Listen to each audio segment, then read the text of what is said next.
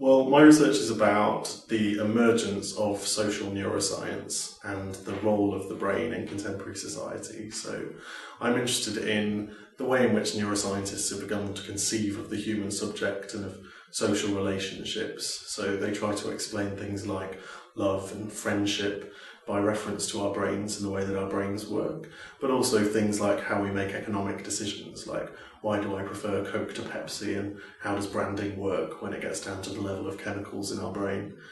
And then there are issues about the law. So some neuroscientists are interested in developing brain scanners as lie detectors, for example, that might be able to tell us whether someone's lying when they say they didn't commit a crime.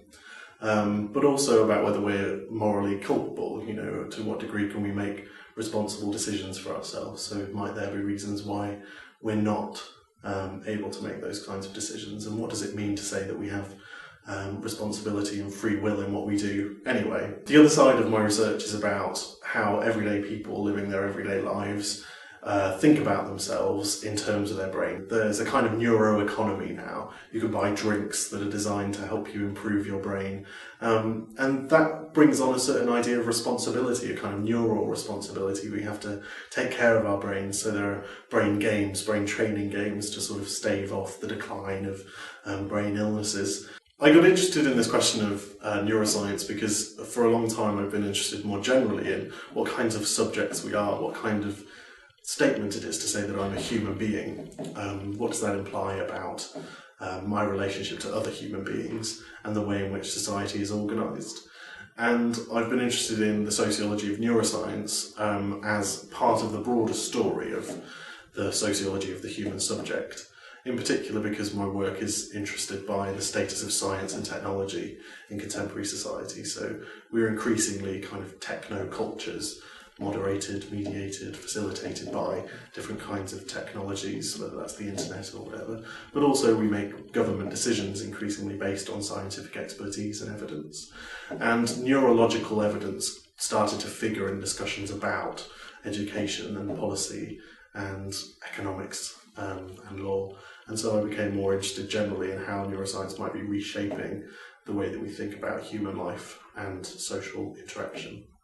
My research involves doing interviews with neuroscientists and observations of them in their laboratories. So trying to understand the way in which neuroscientists actually produce information about social life. When they slide somebody into an fMRI scanner and then they get lots of pictures of blood flow and they turn that into information about whether somebody's lying or telling the truth. How does that process happen? So how do we get from some individual person in a brain scanner to the data about their brains to general claims about being able to determine whether someone's lying or not when they get to the courtroom? And then in trying to understand how people use sort of brain terminology and neuroscientific information in their everyday lives.